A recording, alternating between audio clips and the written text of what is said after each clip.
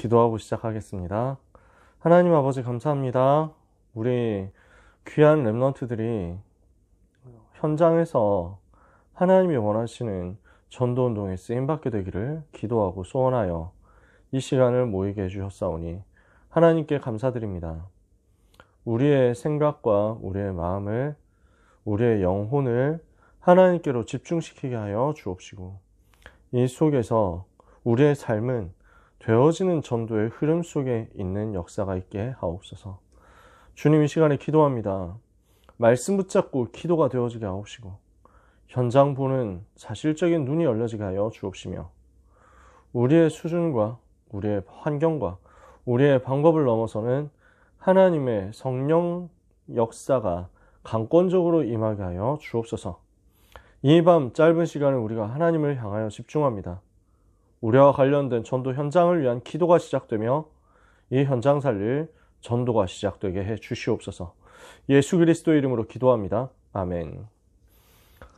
왜 전도해야 되는가? 라고 오늘 메시지는 붙잡게 됩니다. 우리 GBS 1단계 이야기를 하고 있습니다. 그래서 전도가 뭐냐라는 이야기를 하고 있는 것이 GBS 1단계 교재라고 말씀을 드린 적이 있거든요. GBS 1단계 6과를 오늘 다룹니다. 왜 전도해야 하는가입니다. 왜 전도해야 되느냐? 에베소서 2장 1절에서 6절까지 본문 우리가 보거든요. 우리는 어떤 사람이냐? 영적인 의사들인데요. 어떤 영적 의사냐? 죽을 영혼을 살릴 영적인 의사들입니다. 영적인 119 구급대원 같은 사람, 영적인 소방관 같은 사람. 그래서 그리스도의 대사로서 영적 의사로서 현장을 치유하게 됩니다. 그러면 의사가 어떻게 해야 합니까? 병이 오잖아요. 문제가 오잖아요. 그럼 그 문제 발견하는 게 먼저죠. 그래서 현장에서 전도 대상자가 있을 때 그 모든 문제를 일단 다 찾아내 주는 거고요. 그 모든 문제의 원인을 진단해 줘야 됩니다. 그래서 진짜 문제가 무엇인지를 제대로 보고 그 문제의 현황이 어디까지 왔는지 종류별로 파악을 하는 겁니다. 그래서 여기에 해답을 제시하는 거죠. 그리고 이것을 전달해서 사람을 살리는 것입니다. 이게 우리가 하는 일입니다. 그래서 우리 렘넌트들이 복음 전하는 것을 전혀 어렵게 생각할 필요가 없습니다. 문제를 보고 그 문제의 원인이 어디 있구나 하는 것을 파악한 다음에 답을 주면 되는 일이거든요. 쉬운 일이고 당연한 일입니다. 그러니까 우리가 진짜 답을 가지고 있는 것이 맞다면, 확실하다면요, 우리는 현장에서 사람을 만났을 때 쩔쩔맬 필요가 없는 겁니다. 왜냐? 당당해야 된다니까요. 우리는 의수를 가지고 있는 사람들, 저 사람은 진짜 갈급한 사람들, 그 갈급한 사람이, 죽어가는 사람이 우리한테 와가지고 진짜 답을 얻어갈 수 있다라고 하면은 이분들이 을이 되는 거고 우리가 갑이 되는 거예요. 우리가 답을 주면 이 사람 살고 우리가 답을 안 주면 이 사람 죽는 거. 그러니까 우리는 그 상황에서 비굴해지고 두려워하고 긴장하고 할 필요가 없는 겁니다.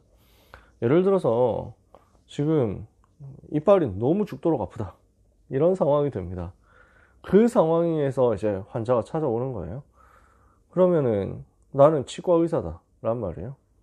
이 사람한테 내가 확실한 답을 가지고 있고 이 사람을 도울 수 있는 확실한 전략이 있고 방법이 있다 라고 하면은 치과 의사인 내 입장이 이렇게 담담하게 편안하게 이 사람을 도와주는 거고, 이 사람은 이제 뭐랄까요, 그 의사 선생님한테 되게 부탁하면서 와야 되는 입장이잖아요. 왜냐하면은 안 고쳐주면 나는 이빨 아픈 채로 계속 이제 막 시달려야 된단 말이죠.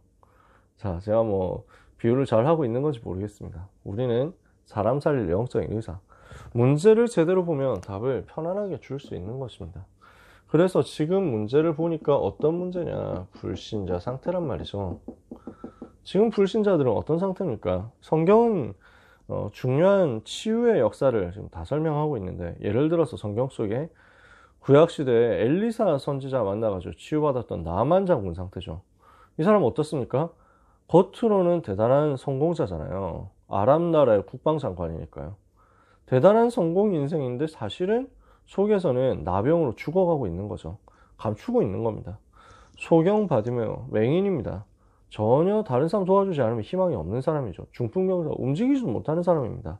안진뱅이 스스로의 방법으로 어떻게 빠져나올 수가 없습니다.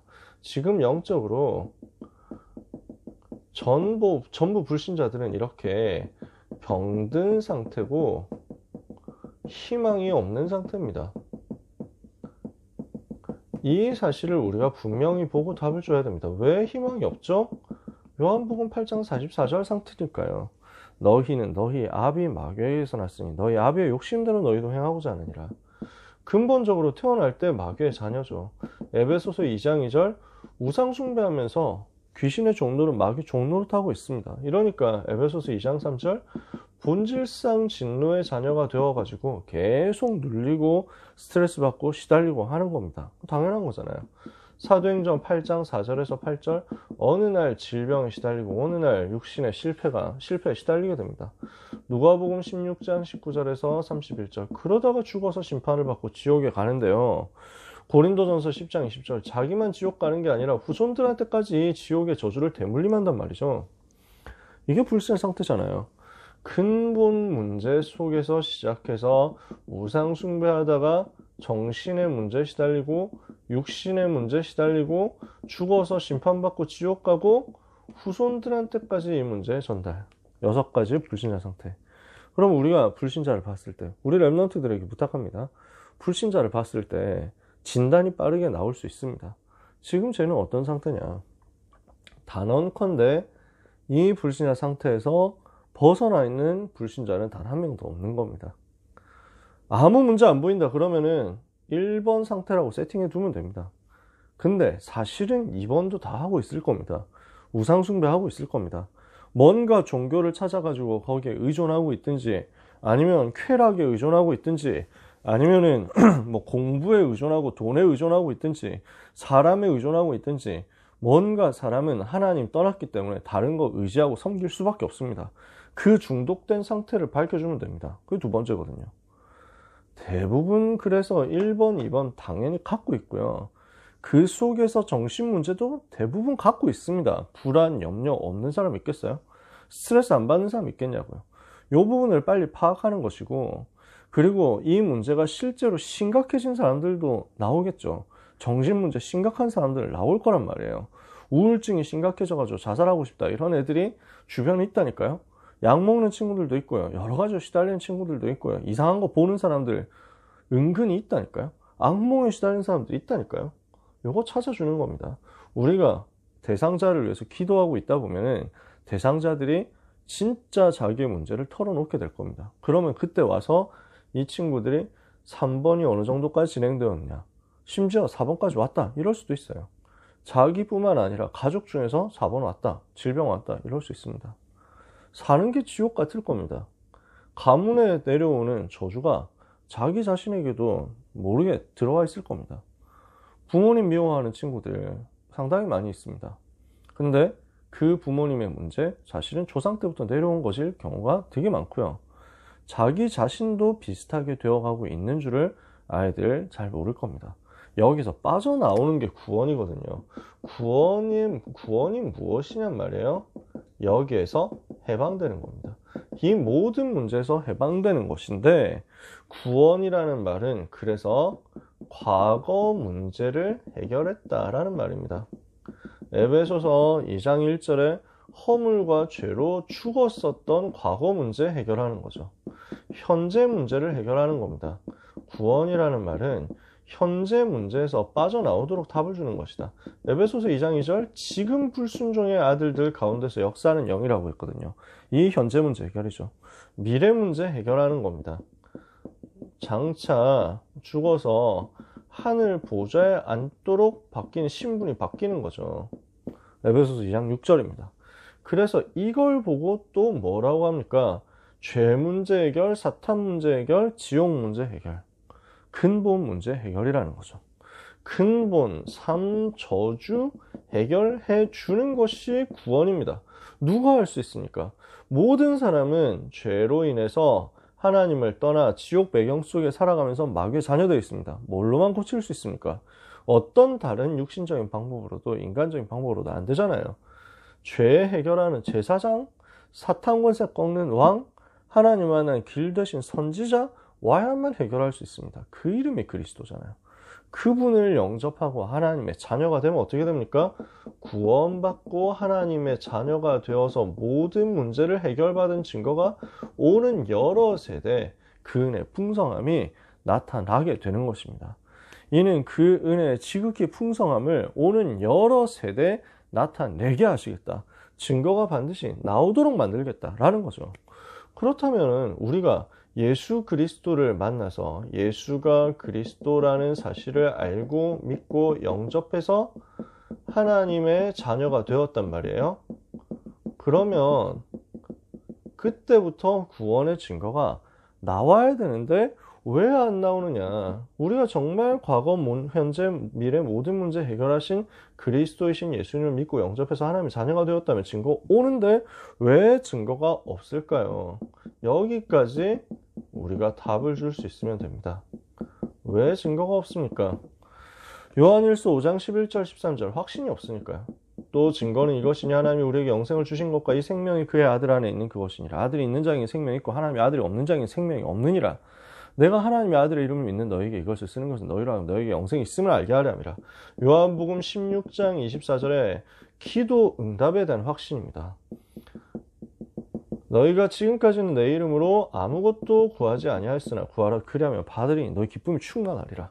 고린도전서 10장 13절에 승리에 대한 확신입니다. 사람이 감당할 시험밖에 너희에게 당한 것이 없나니 너희 오직 하나님 미쁘사 너희로 감당하지 못할 시험 당하면 허락하지 아니하시고 시험 당할 때는 피할 길을 주사 너희로 능히 감당하게 하시느니라. 요한일서 1장 9절에 사죄에 대한 용서에 대한 확신입니다. 우리 하나님은 우리가 죄를 자백할 때 미쁘시고 의로우사 우리를 모든 불의에서 깨끗게 하시는 하나님이시라는 거죠.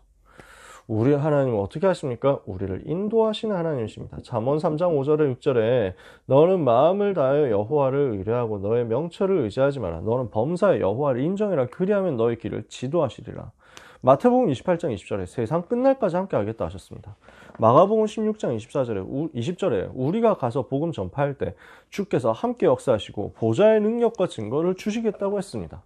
그래서 이 확신을 가지고 하나님의 자녀된 축복을 실제 누리는 신분권세 누리는 기도 속으로 들어가라는 것이죠. 그래서 오늘 불신자 상태 얘기했습니다. 그리스도 얘기했습니다. 영접하고 하나님 자녀된 사람에게 주어지는 확신에 대해서 이야기했습니다. 왜 전도해야 됩니까? 모든 사람이 불신자 상태 속에서 멸망하고 있기 때문이죠. 결론입니다. 그래서 우리는 무엇을 가져야 되느냐? 요 불신자 상태 보는 눈을 열고 언약의 한을 붙잡게 되었으면 좋겠습니다. 우리 랩런트들이 이것만 가질 수 있어도 랩런트 때 이것만 가질 수 있어도 반드시 승리하거든요. 언약의 한이 내 것이 되도록 응답을 여러분들이 받게 되시기를 바랍니다. 어떻게 하면 내 것이 되겠습니까?